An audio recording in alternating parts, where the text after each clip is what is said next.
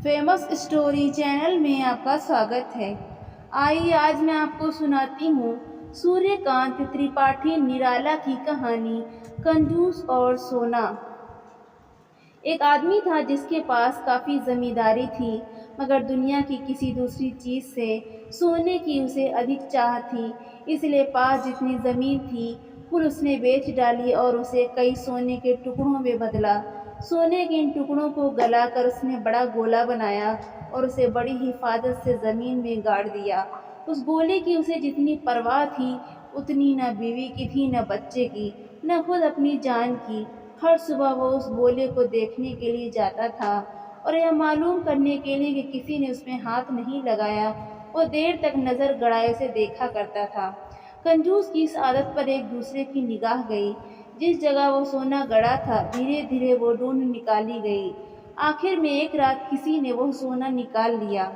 दूसरे रोज सुबह को कंजूस अपनी आदत के अनुसार सोना देखने के लिए गया, मगर जब वो गोला उसे नहीं दिखाई पड़ा तब वो गम और गुस्से में जामे से बाहर हो गया। उसके एक पड़ोसी ने उससे पूछा, इतना मन क्यों मारे हुए हो?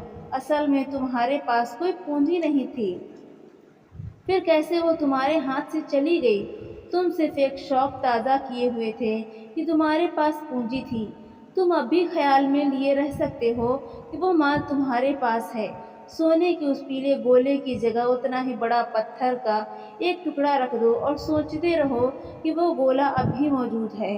पत्थर का वो टुकड़ा तुम्हारे लिए सोने का गोला ही होगा, क्योंकि उस सोने से तुमने सोने वाला काम नहीं लिया।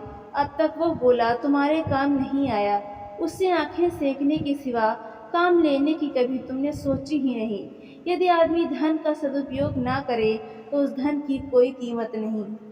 तो दोस्तों आपको ये कहानी कैसी लगी? लाइक करें, शेयर करें और कमेंट करके हमें ज़रूर बताएं।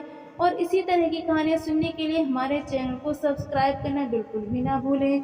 तो मिलते हैं अगली नई कहानी के साथ। बहुत बहुत धन्यवाद।